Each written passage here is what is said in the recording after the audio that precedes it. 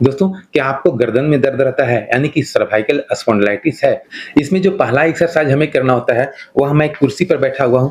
कुर्सी पर बैठ कर के किसी भी एक तरफ हम इस तरह पकड़ लिए और अपने गर्दन को पीछे की तरफ हल्का-सा इस तरह से मोड़ लेंगे और उसके बाद इसको स्ट्रेट करके थोड़ा-सा खींचने की कोशिश करेंगे। आप देखेंगे कि यहाँ पर काफ़ी स्ट्रेच आएगा और इस तरह से स्ट्रेच करना है। आप देखेंगे कि हमारा नीचे हाथ पकड़ा हुआ है कुर्सी का नीचे वाला पोर्शन को और हम इसे स्ट्रेच कर रहे हैं।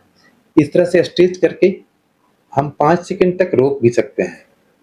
1, 2, 3, 4, 5।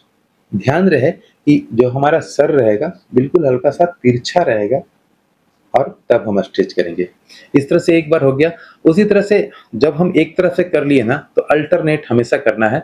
एक तरफ से कर लिए तो दूसरी तरफ से करेंगे। अब यहाँ पे पकड़ लिए और नीचे हम अब बाएँ हाथ से कुर्सी पकड़ लिए और इसे 1, 2, 3, 4, 5 रिलैक्स। इसी तरह से दोनों तरफ से कम 10-10 बार कर लेना है।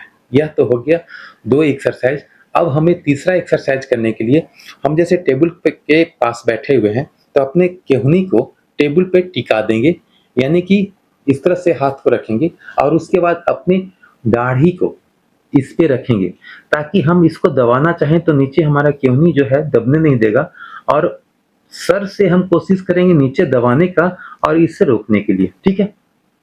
इस तरह से।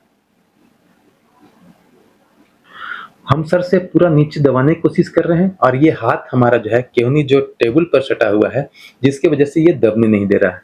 तो इस तरह से हमें करके रोकना है। इस पे भी हमें कम से कम 5 से 10 सेकंड। मैं करके दिखाता हूँ। इस तरह से 1, 2, 3, 4, 5।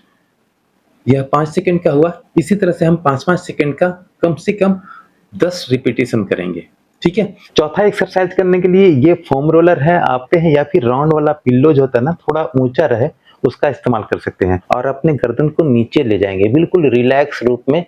आप आराम से इस तरह से सर को रखें, गर्दन से ऊपर ले जाएं और फिर नीचे ले जाएं। इस तरह से 5 सेकंड रोकेंगे और फिर आराम से नीचे।